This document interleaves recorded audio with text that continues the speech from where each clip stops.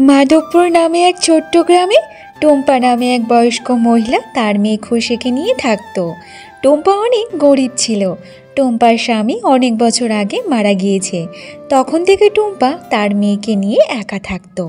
টুম্পা জঙ্গলে কাঠ কেটে সেই কাঠ বাজারে বিক্রি করে যা রোজগার করত তাতে তাদের সংসার চলতো। টুম্পার অনেক বয়স হয়ে গেছিল, তাই জন্য তার শরীরে তেমন কোনো শক্তি বল ছিল না যে সে জঙ্গল থেকে কাঠ কেটে সেই কাঠ বাজারে বিক্রি করার মতো।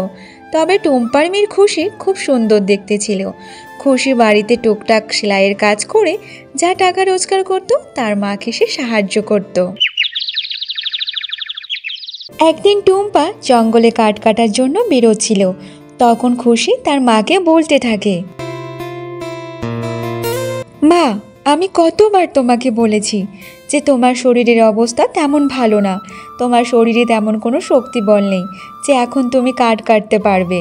শোনো মা, তোমার এখন বিশ্রামের প্রয়োজন, আর তুমি যদি একটু বাড়িতে বিশ্রাম করো তাহলে তো তোমার শরীরটা তো ঠিক থাকবে। কিন্তু তুমি তো আমার কথাই শুনতে চাও না। কেন মা, তুমি বিশ্রাম কেন করছো না বাড়িতে? খুশি মা, আমি বিশ্রাম কেন করব বল মা? যদি আমি কাজ না করে ঘরে বসে থাকি তাহলে সংসারটা কিভাবে চলবে বল তো দেখি মা। আর তোকে যে বিয়ে দিতে হবে, তুই তো মা অনেক শায়না হয়ে গেছিস। আর জানিস তো তুই ওই মোহন সুদ করে টাকাটাও শোধ করতে হবে যে। তুই জানিস না মা, আমি সব সময় ভয়ে ভয়ে থাকি যাতে ওই মদন সুদখোর টাকা না চাইতে আসে। আর যদি আমরা ওই মদন সুদ করে টাকা শোধ না করতে পারি তাহলে যে ও আমাদের সাথে যা খুশি তাই করতে পারে রে মা। আমরা দুটো মানুষ, আমরা একা ঘরেতে থাকি, আবার দুটো মেয়ে, আমরা যে ওর কাছে পেরে উঠতে পারবো না রে মা। আর এমনিতে মদন অনেক খারাপ একটা লোক। মা, তুমি অত চিন্তা করো না তো, ভগবান অবশ্যই কোনো না কোনো রাস্তা আমাদের বের করে দেবে। আর এমনিতে আমি তো টুকটাক সেলাইয়ের কাজ করি, আর আজ থেকে নয় আমি দিনরাত এক করে অনেক পরিশ্রম করব যাতে ওই সুদখোর মোহনের টাকা শোধ করে দেব। মেয়ের কথা শুনে মায়ের চোখে জল চলে আসে। এরপর টুম্পা জঙ্গলে কাঠ কাটার জন্য বেরিয়ে পড়ে।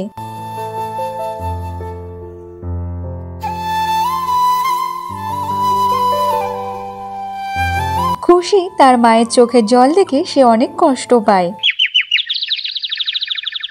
বিকালে টুম্পা বাড়িতে ফিরে আসে।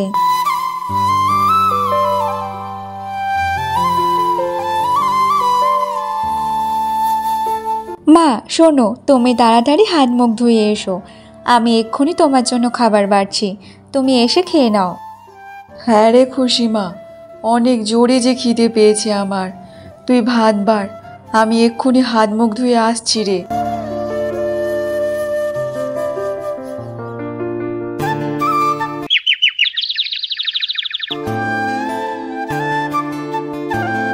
মা, আমি বলছিলাম যে তুমি কারোর কাছ থেকে কিছু টাকা ধার নিয়ে ওই মোহন সুদ করে টাকাটাও শোধ করে দিতে পারো।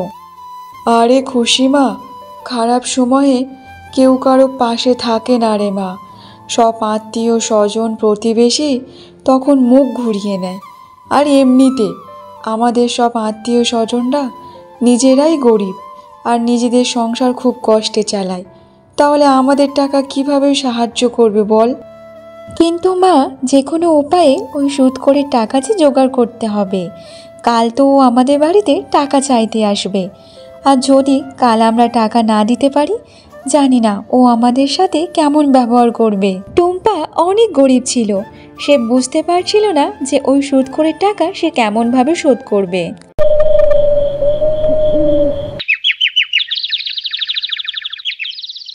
পরের দিন সকালে টুম্পা জঙ্গলে কাঠ কাটতে যায়।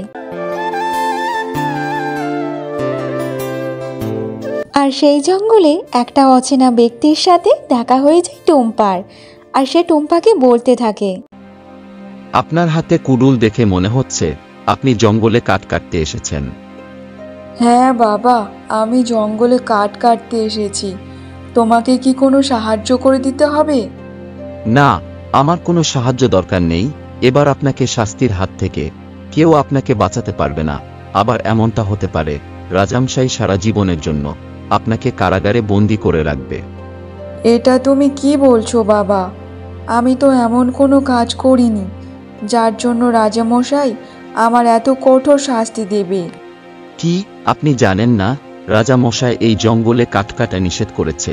আর যদি কেউ জঙ্গলে কাঠ কাটতে আসে আর যদি সে ধরা পড়ে যায় তাহলে রাজা মশাই ওকে কঠোর থেকে কঠোরতম শাস্তি দেবে। এবার আপনাকে আমার সাথে রাজামশাইয়ের কাছে যেতে হবে। বাবা, যদি আমি কাঠ কেটে বাজারে বিক্রি না করতে পারি তাহলে যে আমার সংসার কিভাবে চালাবো বলো তো? যদি আপনি চান রাজা আপনাকে শাস্তি না দেন আর আপনি আপনার সংসার চালাতে চান তাহলে আপনি আমাকে টাকা দিতে হবে, তাহলে আমি আপনার ব্যাপারে রাজার কাছে কিছু বলবো না।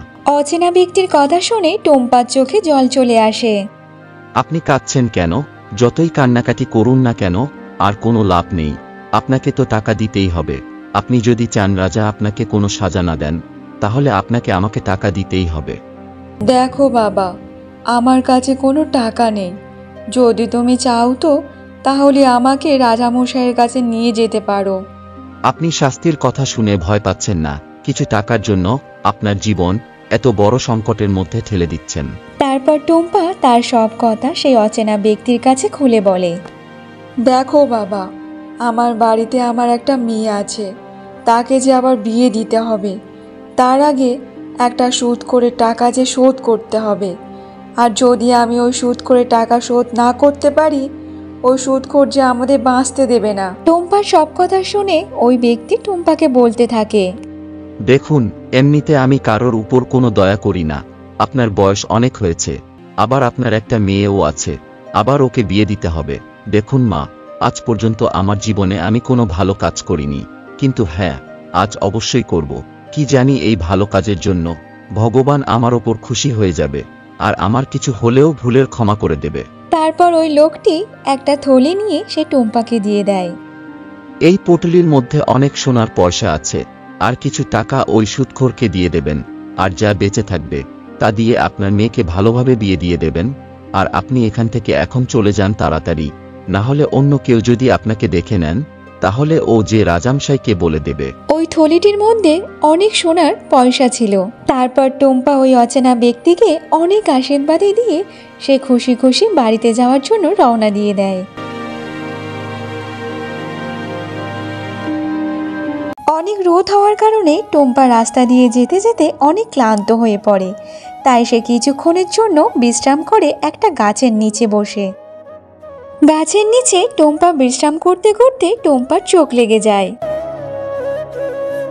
আর তখন সেখানে একটা চোর চলে আসে। ওই চোরটি টুম্পার পাশে থাকা সোনার টাকার ভর্তি ব্যাগ দেখে সে নিয়ে চলে যায়। কিছু দূর যাওয়ার পর ওই চোরটি ব্যাগ খুলে দেখে সেখানে সোনার অনেক পয়সা ছিল। তা দেখে সে অনেক খুশি হয়ে যায় আর সে বলতে থাকে, আরে বাহ, এত সোনার পয়সা! আজ তো আমার কপাল খুলে গেল। এবার আমার স্ত্রী আর বাচ্চাকে আমি পেট ভরে খাওয়াতে পারবো। এই সোনার পয়সাগুলো আমার তো 2 বছর চলে যাবে ভালোভাবে, কোনো কিছু কাজ না করে। এইসব বলে চোর সে তার বাড়ির দিকে চলে যায়।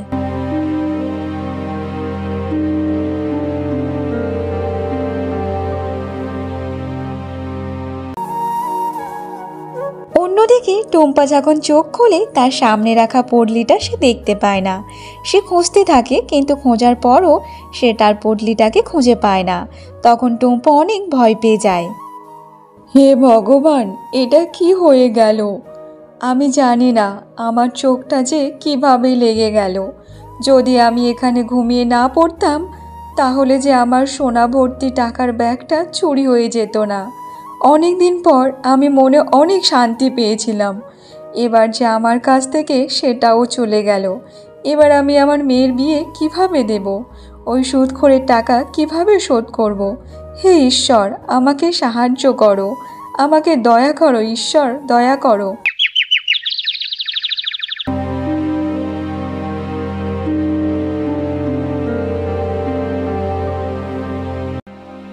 গিন্নি, তুমি আমাকে সবসময় বলতে না আমি কোনো কাজ করি না। এই দেখো আমার কাছে কত সোনার পয়সা ভর্তি থলি, আমাদের 2 বছর বেশ ভালোভাবে চলে যাবে কোনো কিছু কাজ না করে। তুমি এত সোনার পয়সা কোথা থেকে নিয়ে এসেছো? আরে গিন্নি, এমনভাবে গোয়েন্দাগিরি করাটা যে তুমি কবে বন্ধ করবে বলো তো? আমি এত সোনার পয়সার পুটলি কোথায় থেকে নিয়ে এসেছি এইসব জেনে তুমি কি করবে? আমার জানার দরকার আছে, তুমি এত তাড়াতাড়ি এতগুলো সোনার পয়সা কোথায় থেকে নিয়ে এসেছো? এমন তো না যে তুমি এই সোনার পয়সাগুলো কোথাও থেকে চুরি করে নিয়ে এসেছো? তুমি মুখে মুখে তর্ক করাটা কবে যে বন্ধ করবে বলো তো? আর হ্যাঁ, আমি এই সোনার পয়সাগুলো চুরি করে নিয়ে এসেছি। একটা বুড়ি একটা গাছের নিচে ঘুমিয়ে পড়েছিল, আর ওর কাছে এই পুটলি ছিল, তাই আমি ওই সোনার পটলি চুরি করে নিয়ে চলে এসেছি। কি, তাহলে এখন তুমি চুরি করাও ধরেছো? তুমি কি অন্যকে কষ্ট দিয়ে নিজে খুশি থাকতে চাও? জানি না ওই বেচারি বুড়িমা এখন কেমন অবস্থার মধ্যে আছে। না জানি এই টাকাগুলো সে কোন কাজের জন্য রেখেছিল, আর তুমি ওই টাকাগুলো চুরি করে নিয়ে চলে এসেছো। আরে ওই বুড়ি গরিব না, একটা ধনী বড়লোক মানুষ। এটা তুমি কেমনভাবে জানলে যে উনি বড় লোক না গরিব লোক? সেটা কি তুমি জানো? ওনাকে কি তুমি চেনো নাকি? না, আমি ওনাকে চিনি না, কিন্তু উনি গরিব হতে পারে না, কারণ কোনো গরিব মানুষ এত সোনার পয়সা পুটলি নিয়ে এমনভাবে গাছের নিচে ঘুমাবে না। দেখো, এই ব্যাপারে আমার কোনো মাথা ব্যথা নেই যে উনি বড় লোক না গরিব লোক, কিন্তু কষ্ট করা জল করা পয়সা আমরা নিতে চাই না। এই জন্য ওই টাকাগুলো ওনাকে ফেরত দিয়ে আসতে হবে তোমাকে। আরে গিন্নি, এইসব তুমি কি কথা বলছো? এবার আমি ওই বুড়িকে কোথায় গিয়ে খুঁজবো? দেখো, ওনাকে এই সোনার টাকাগুলো তোমাকে ফেরত দিয়ে আসতেই হবে। আর আমি না খেয়ে থাকবো তবু ঠিক আছে, কিন্তু এই চুরি করা টাকা পয়সায় আমি সংসার চালাতে পারবো না। তোমার ছেলে বউকে যদি খাওয়ানোই হয় তাহলে পরিশ্রম করে রোজগার করে খাওয়াও, এই চুরি করা টাকা পয়সায় খাবো না। ঠিক আছে, আমি জানি তুমি মানবে না। আমি গিয়ে ওই বুড়িকে এই টাকাগুলো ফিরিয়ে দেব।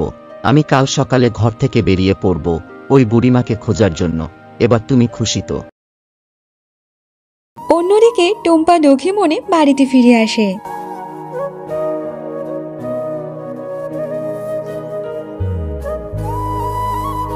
মা, তুমি এত দেরি করে কেন আসলে?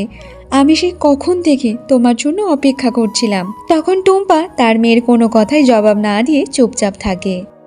মা, তুমি চুপ করে কেন আছো? কিছু বলছো না কেন? আর আজ তোমাকে এত দুঃখী দুঃখী কেন মনে লাগছে? কি হয়েছে বলো না মা, বলো। তখন টুম্পা খুশিকে সব কথা বলতে থাকে। আর তখন সেখানে সুদখোর মোহন টুম্পাদের বাড়িতে চলে আসে। আর মোহনকে দেখে টুম্পা অনেক ভয় পেয়ে যায়। টুম্পা কাকিমা, আপনি আমাকে আজ টাকা দেবে বলেছিলেন, এবার তাড়াতাড়ি আমার টাকাগুলো দিয়ে দেন। আমি তোমার টাকা জোগাড় করেছিলাম, কিন্তু কেউ একজন আমার কাছ থেকে ওই টাকার পুল্লিটা চুরি করে নিয়ে চলে গেছে। এই বুড়ি, তুই আমাকে বোকা বানাচ্ছিস। তুই আমাকে মিথ্যে কথা বলবি, আর আমি তোর কথায় সব বিশ্বাস করে নেব। তোর মতো এমন অনেকে আছে যারা আমাকে মিথ্যে কথা শুনিয়েছে। এবার তাড়াতাড়ি আমাকে টাকা দিয়ে দে, আমার সময় নষ্ট করিস না। আমি মিথ্যে বলছি না, কেউ একজন আমার ওই সোনার ভর্তি পয়সার থলিটা নিয়ে চলে গেছে চুরি করে। আমার কথা একবার বিশ্বাস করো। আচ্ছা, তোর কাছে টাকা নেই, তাহলে সোনার পয়সা চুরি কিভাবে হলো শুনি। আমারও জানা দরকার যে তুই এত বুড়ি হয়ে গেছিস, তাহলে এমন কি কাজ করিস। তখন টুম্পা মোহনের ওই কথা শুনে সে চুপ করে থাকে। মোহনের কোনো কথায় সে জবাব দেয় না। এবার চুপ আছিস কেন বল? তোর কাছে ওই সোনার পয়সার থলি কোথায় থেকে এসেছে? এই বয়সকালে মিথ্যে বলতে লজ্জা করছে না তোর? তুই এমনভাবে শুনবি না। তুই আমার সাথে রাজার কাছে চলো, তারপর তোর মজা দেখাচ্ছি। দুটো লোক রাস্তায় যখন দেখে সুদখোর টুম্পা এবং তার মেয়েকে রাজামশাইয়ের কাছে নিয়ে যাচ্ছে, তখন তারা নিজেদের মধ্যে কথা বলতে থাকে। দেখ ভাই, ওই সুদখোর বেচারি টুম্পা কাকি আর তার মেয়েকে নিয়ে রাজার কাছে যাচ্ছে। হ্যাঁ ভাই, সেটা তো দেখছি। ঈশ্বর একদিন ওই অমানুষ সুদখোরকে অবশ্যই শাস্তি দেবে। জানি না ওই রাজা এই বেচারি মা মেয়েকে কি শাস্তি দেবে। ঠিক বলেছিস রে, এই দুনিয়াতে অনেক ভালো মানুষ মারা যাচ্ছে, কিন্তু এই অমানুষ সুদখোরের মরণ হচ্ছে না কেন তাকে জানে। এ তো কোনোদিন অসুস্থ হয়েও পড়ে না, আমাদের মতো গরিবদের সাথে কত অত্যাচার করে। এই সুদখোর অবশ্যই একদিন ওর কর্মের শাস্তি পাবে। 10 দিন পর তো আমাকে এই সুদখোরকে টাকা শোধ করতে হবে। এরপর সুদখোর রাজামশাইয়ের দরবারে পৌঁছে যায়। মহারাজ, এই টুম্পা কাকিমা আমার থেকে টাকা ধার নিয়েছিল, আর এখন আমার টাকা শোধ করে দিচ্ছে না। তার উপর আমাকে মিথ্যে কথা বলছে। কেউ ওনার সোনার পয়সার থলি চুরি করে নিয়েছে। সুদখোর মোহনের পুরো কথা শোনার পর রাজামশাই বলতে থাকে। তাহলে তুমি এমন ধরনের মানুষের কাছে টাকা ধার কেন দাও যে তোমার টাকা শোধ করে দিতে পারে না? মহারাজ, আমার সামনে এসে ইনি খুব কাঁদছিল, আর ওনাকে দেখে আমার অনেক কষ্ট হয়, তাই আমি ওনাকে টাকা ধার দিয়েছিলাম। আর এমনিতে এমন ধরনের মানুষকে আমি টাকা ধার দিই না, যে টাকা নেওয়ার পর টাকা শোধ করতে পারে না। এখানকার নিয়ম অনুসারে কেউ যদি টাকা ধার করে সেই টাকা শোধ না করতে পারে, তাহলে তাদেরকে সে যার কাছ থেকে টাকা ধার নিয়েছিল তাদের পুরো পরিবার মোহনের বাড়িতে তাদের গোলাম হয়ে থাকতে হবে। কিন্তু আমি এই বুড়ি মাকে আরও একদিন সময় দিলাম। একদিনের মধ্যে যদি উনি টাকা শোধ না করতে পারেন, তাহলে উনি মোহনের বাড়িতে চাকরানি হয়ে থাকবেন। রাজামশাইয়ের কথা শুনে টুম্পা অনেক ভয় পেয়ে যায়, কারণ একদিনের মধ্যে সুদ করে টাকা শোধ না করতে পারলে মা এবং মেয়েকে সুদ করে চাকরানি হয়ে থাকতে হবে। রাজামশাইয়ের ঘোষণা শোনার পর সুদখোর ও খুশি টুম্পা বাড়িতে চলে যায়।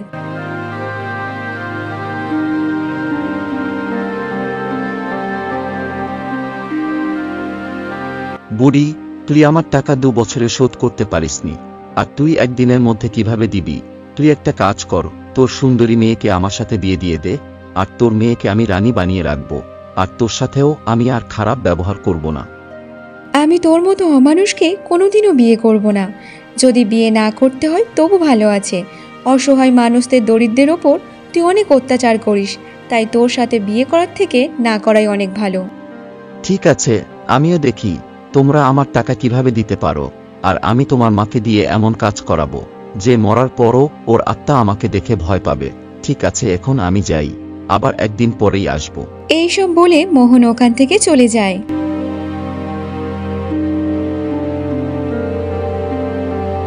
মা, আমরা একদিনের মধ্যে ওই অমানুষ সুদখোরের টাকা কিভাবে জোগাড় করব?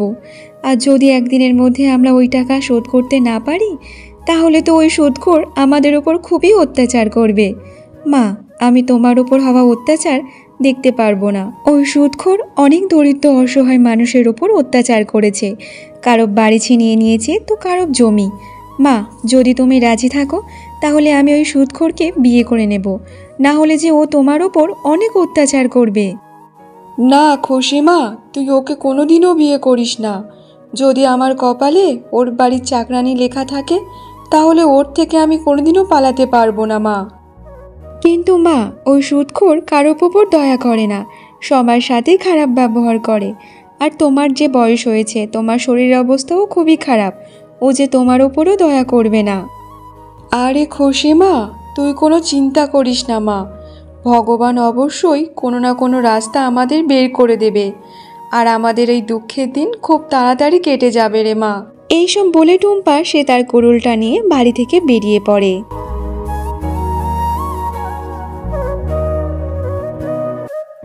যেতে যেতে টুম্পা সেই গাছের নিচে বসে, যেখান থেকে তার সোনার টাকা পয়সার পুটলি চুরি হয়ে গিয়েছিল। টুম্পা গাছের নিচে বসে বসে সে এক নিয়মিত আকাশের দিকে তাকিয়ে থাকে। টুম্পা বুঝতে পারছিল না যে সে কি করবে না করবে, আর তখন সেখানে সেই পটল চোর চলে আসে। ওই চোর টুম্পাকে গাছের নিচে দেখে সে অনেক খুশি হয়।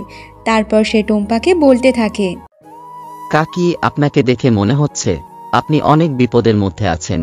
আপনি আমাকে বলতে পারেন কি হয়েছে আপনার? আমি যতটা পারবো আপনাকে সাহায্য করব। এরপর টুম্পা চোরের ছেঁড়া এবং নোংরা জামা কাপড় দেখে সে বলতে থাকে, বাবা, তোমার তো দেখে মনে হচ্ছে তুমিও আমার মতো গরিব।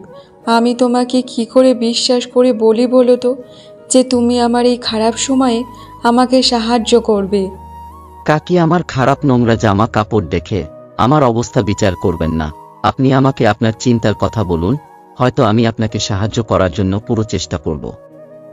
বাবা, আমি 2 বছর আগে একটা সুদখোরের কাছ থেকে কিছু টাকা ধার নিয়েছিলাম, কিন্তু এখনো পর্যন্ত সেই টাকাগুলো শোধ করতে পারিনি যে। আর একদিনের মধ্যে যদি ওই টাকাগুলো আমি শোধ না করতে পারি, তাহলে যে ওই সুদখোর আমাদের ওপর অনেক অত্যাচার করবে, আর আমার মেয়েকে ওর বাড়ির চাকরানি করে রাখবে। একটা ভালো মনের মানুষ আমাকে ওই সোনার পয়সার থলিটা দিয়েছিল, কিন্তু একটা চোর ওটা চুরি করে নিয়ে চলে গেছে। আমি ভেবেছিলাম যে ওই টাকা দিয়ে আমি আমার মেয়ের বিয়ে দেব, আর ওই সুদখোরের টাকাগুলো শোধ করে দেব, কিন্তু আমার কপালটা অনেক খারাপ। চোর এইসব কথা শুনে সে সোনার পয়সার থলিটা টম্পার সামনে রেখে দেয়। কাকি দেখুন তো এই পুটলি আপনি চিনতে পারছেন কিনা? বাবা, এই থলিটা তোমার কাছে কিভাবে এলো? এই থলিটা যে চুরি হয়ে গিয়েছিল। আমি একজন গরিব মানুষ, আমার বউ বাচ্চাকে অনেক কষ্টে সংসার চালাতাম, ওরা ভালোভাবে খেতে পারছিল না, আর আমি কাজের খোঁজে বেরিয়েছিলাম, কিন্তু কেউ আমাকে কোনো কাজ দেয়নি, আর আমি এই দিক থেকে যাচ্ছিলাম, আর আমি আপনাকে এই গাছের নিচে ঘুমাতে দেখেছিলাম, তাই আপনার সামনে রাখা ওই সোনার পয়সার থলিটা আমি চুরি করে নিয়ে চলে গিয়েছিলাম, যাতে আমার বউ বাচ্চাকে একটু ভালোভাবে পেট ভরে খেতে দিতে পারি, যাতে সংসারটা ভালো চলে। কিন্তু আমার বউ আমাকে বলে আমি না খেয়ে মরবো, ঠিক আছে, কিন্তু চুরি করা টাকার আমি সংসার চালাবো না। যদি পারেন আপনি আমাকে ক্ষমা করে দেন, আমার জন্য আপনার এত সমস্যার মধ্যে পড়তে হয়েছে। কোনো অসুবিধা নেই বাবা, তুমি যে এই টাকাগুলো আমাকে ফিরিয়ে দিয়েছো এটা যে আমার কাছে অনেক, আর তাই জন্য আমি তোমাকে ক্ষমা করে দিলাম। এবার এই টাকা যে সুদখোরকে টাকা শোধ করে দেব, আর যা টাকা বেঁচে থাকবে আমার মেয়েটাকে বিয়ে দিয়ে দেব। বাবা, এবার আমি যাই। তারপর টুম্পা খুশি খুশি বাড়িতে চলে আসে।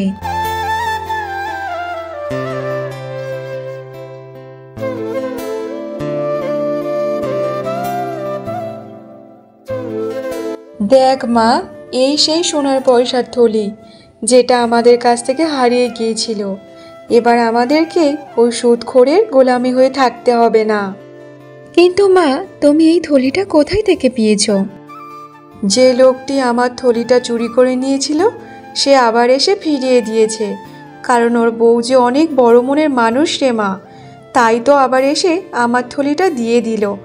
আমি তোকে বলেছিলাম না যে ভগবান অবশ্যই কোনো না কোনো রাস্তা দেখাবে আমাদের, আর এবার আমরা যে ওই সুদখোরের হাত থেকে বেঁচে গেলাম রে মা।